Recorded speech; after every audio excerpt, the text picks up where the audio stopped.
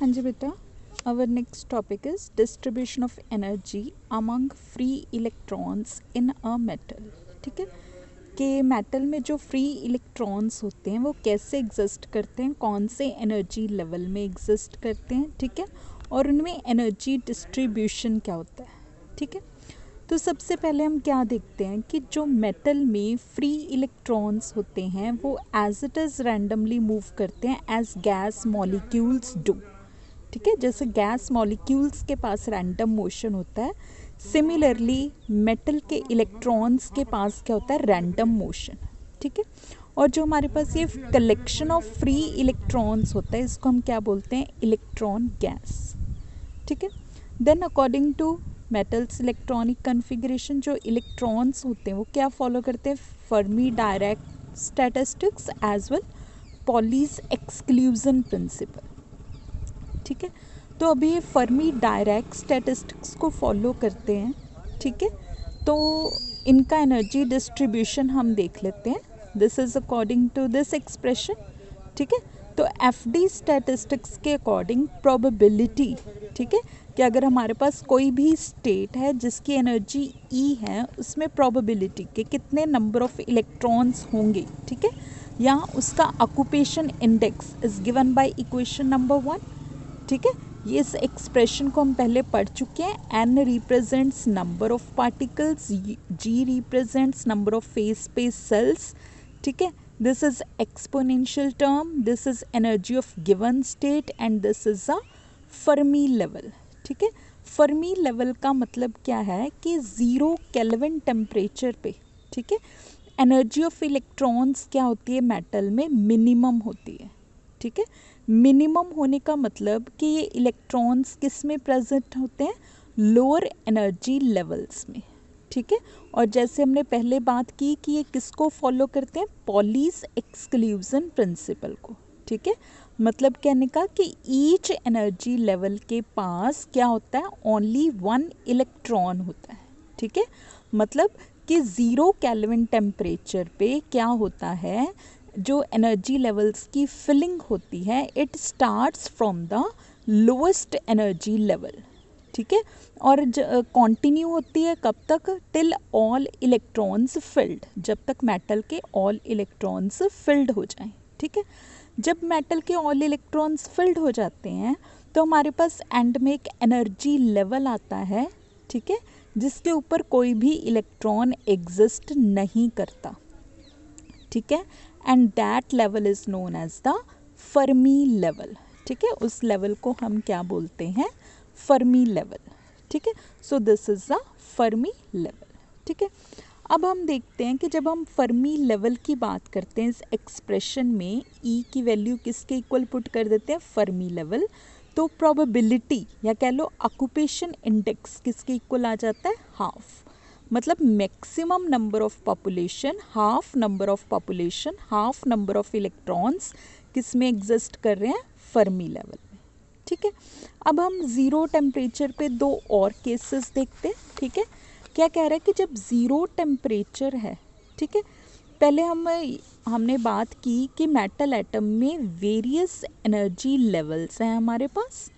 ठीक है, उसमें क्या होता है, इलेक्ट्रॉन्स फिल्ड होने शुरू होते हैं according to Pauli's exclusion principle, और जिस लेवल तक ये फिल्ड होते हैं that level is the Fermi level.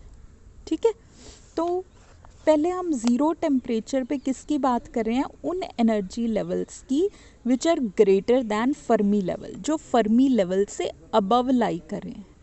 ठीक है, कि उनमें क्या सीन है, 0 टेम्परेचर है तो यहाँ पे टी को फिल करेंगे 0. ठीक है, तो ये क्या बन जाएगा, डिनोमिनेटर में 1/0 क्या बन गया, infinity, e raise to power infinity, infinity addition में गया तो ये क्या बन गया, इन्फिनिटी, एंड 1 ओवर इन्फिनिटी 0. ठीक है, मतलब कहने का कि मेटल्स में क्या होता है, 0 केल्विन टेम्परेचर पे फर्मी लेवल के अबव जो लेवल्स हैं एनर्जी लेवल्स वो क्या होते हैं, 0, उनमें प्रोबेबिलिटी 0, मीन्स टू से कोई इलेक्ट्रॉन उनमें एग्जिस्ट नहीं करता. ठीक है, सिमिलरली 0 टेम्परेचर पे हम लोअर एनर्जी लेवल्स की बात करते हैं.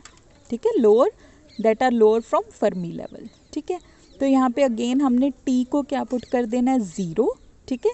फर्मी लेवल की वैल्यू हायर हो गई तो ये नेगेटिव आएगा इसमें से, e raise to power minus infinity, 1 minus infinity क्या होगा हमारे पास, 1, तो ये ओवरऑल आ गया 1, ठीक है। मतलब कि जो लेवल्स फर्मी लेवल के बिलो हैं उनमें ओवरऑल प्रोबेबिलिटी कितनी है, 1। ओवरऑल प्रोबेबिलिटी का मतलब कि सारे इलेक्ट्रॉन्स उन लेवल्स में क्या होते हैं, फिल्ड, ठीक है, और उन सब की प्रोबेबिलिटी ऐड करके ओवरऑल इक्वल्स टू 1, ठीक है। क्लियर हो गया। तो इसका मतलब अभी तक हमने क्या पढ़ा कि 0 केल्विन में मेटल एटम में all states up to Fermi level क्या होती हैं, ऑक्यूपाइड, और फर्मी लेवल के अबव वाले लेवल्स क्या होते हैं, अनऑक्यूपाइड, ठीक है। और जैसे जैसे हम टेम्परेचर क्या करते हैं, इंक्रीज्ड करते हैं, हायर एनर्जी लेवल्स पॉपुलेटेड होते हैं, मतलब इलेक्ट्रॉन्स एनर्जी गेन करते हैं और कहाँ पहुँच जाते हैं, हायर एनर्जी लेवल्स में, ठीक है। But soon they drops of, ठीक है। इसका हम ग्राफ देख लेते हैं। एक साइड पे हमने ड्रॉ की प्रोबेबिलिटी और एक साइड पे एनर्जी, ठीक है। जब फर्मी एनर्जी आई, ठीक है, उस टाइम पे जब टेम्परेचर इक्वल्स टू 0 केल्विन है, फर्मी एनर्जी तक प्रोबेबिलिटी कितनी थी, कंप्लीट 1, ठीक है। जब हमने टेम्परेचर क्या कर दिया, ग्रेटर देन 0, टेम्परेचर इंक्रीज्ड कर दिया, तो ये प्रोबेबिलिटी है जो वो कहाँ तक चली गई, फर्मी लेवल से आगे चली गई, मतलब इलेक्ट्रॉन्स का जो डिस्ट्रीब्यूशन है वो कहाँ तक पहुँच गया, उन लेवल्स में which are above than Fermi level, ठीक है। बट ये जो क्राइटेरिया है, soon it drops off, easily वो इलेक्ट्रॉन्स वहाँ से नीचे आ जाते हैं, ठीक है। मतलब क्या कह रहा है कि सिर्फ ये वाले इलेक्ट्रॉन्स, ठीक है, ओनली दैट इलेक्ट्रॉन्स जो हायर एनर्जी लेवल्स में हैं, जो फर्मी एनर्जी लेवल से कितने डिफरेंस तक हैं, k इंटू टी, ठीक है। इस मैथमेटिकल वैल्यू को हम सॉल्व करेंगे तो जो उससे इतनी वैल्यू हायर है, ठीक है, सिर्फ वहाँ पर जो इलेक्ट्रॉन्स पहुँच रहे हैं एट अ हायर टेम्परेचर, सिर्फ उनको हम क्या कंसिडर करेंगे, थर्मली एक्साइटेड इलेक्ट्रॉन्स, ठीक है। जो इलेक्ट्रॉन्स लोअर एनर्जी लेवल में हैं उनको हम थर्मली एक्साइटेड नहीं मानेंगे। क्या हो गया कि ये वाला इलेक्ट्रॉन अनऑक्यूपाइड में लेवल में चला गया तो ये क्या हो गया, थर्मली एक्साइटेड इलेक्ट्रॉन, ठीक है। लेकिन जो सेकंड लेवल का इलेक्ट्रॉन है वो फर्मी लेवल में पहुंच गया, ठीक है, that was not thermally excited, उसकी सिर्फ ट्रांजिशन हुई है one occupied level to another occupied level, ठीक है। जो इलेक्ट्रॉन वैकेंट लेवल में गया है that is called the thermally excited electron, ठीक है। तो इसका मतलब जब हम मेटल्स पे क्या अप्लाई करते हैं, FD statistics as well as Pauli's exclusion principle, यही दोनों हमने अप्लाई किए, ठीक है। तो हमें क्या पता चला कि मेटल्स की इलेक्ट्रॉनिक हीट कैपेसिटी क्या होती है, ऑलमोस्ट नेग्लिजिबल। नेग्लिजिबल का मतलब हीट कैपेसिटी का मतलब कि जब हमने टेम्परेचर इंक्रीज किया कितने मेटल्स ने एनर्जी गेन की और वो कितने थर्मली एक्साइटेड हुए, ठीक है। तो very less number of electrons होते हैं हमारे पास which are got thermally excited, ठीक है। तो अब हमने इनमें number of electrons find out करने हैं, ठीक है। तो अब वो क्या कह रहा है कि वी नो दैट जो इलेक्ट्रॉन्स हैं उनके पास मोमेंटम इंटरवल कितना है, क्या चेंज हो रहा है उनका, p and p plus dp, ठीक है। और कितने सेल्स में, ये हम फिजिक्स में एक्सप्रेशन यूज़ करते हैं कि जिनका मोमेंटम p एंड dp के विद इन चेंज होता है उनके लिए टोटल नंबर ऑफ सेल्स या टोटल नंबर ऑफ वॉल्यूम किसके इक्वल होता है, 4 पाई v p square over h not cube into D P, ठीक है। h नॉट क्यूब क्या है, उस स्पेस सेल का वॉल्यूम, ठीक है, या साइज, ठीक है। v उसका volume, p momentum, D P change in momentum, ठीक है।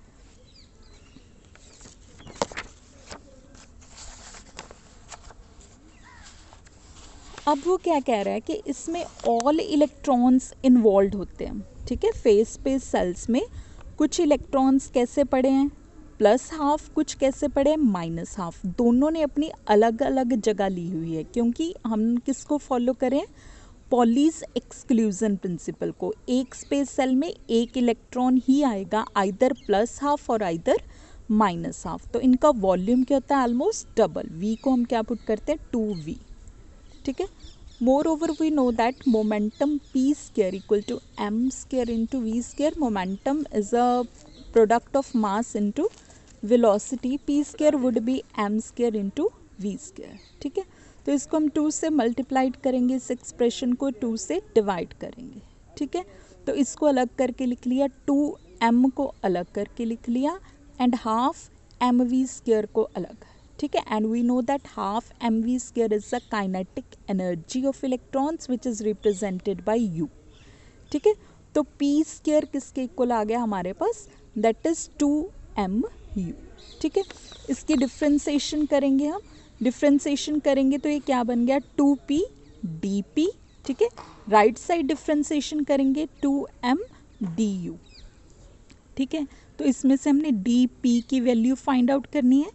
dp वुड बी, उधर जाके डिवाइड हो गया, 2 से 2 कैंसिल हो गया, m/p du, ठीक है। यहाँ से हम p की वैल्यू पुट करेंगे तो इधर अंडर रूट आ जाएगा, क्योंकि ये p स्क्वायर की वैल्यू है, that would be under root 2mu du, ठीक है। m को कैसे लिख सकते हैं, under root m into under root m, एक अंडर रूट m इससे कैंसिल हो गया, ओवरऑल क्या बचा, under root m over 2u du, ठीक है।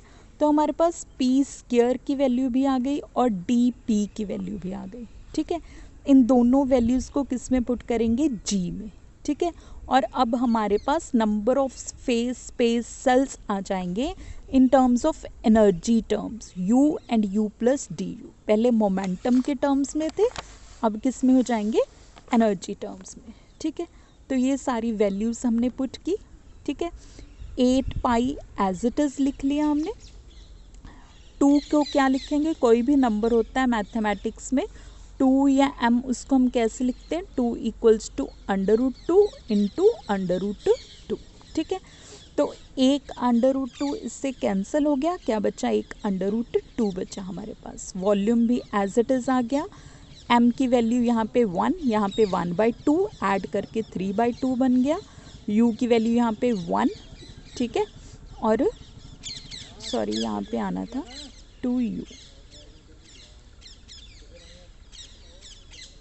ठीक है। u की वैल्यू यहाँ पे 1, यहाँ पे -1/2 सब्ट्रैक्ट करके 1/2, h³ as it is du, ठीक है। इसकी वैल्यू फर्स्ट इक्वेशन में हम पुट कर देंगे, किसकी वैल्यू, Gu की, ठीक है।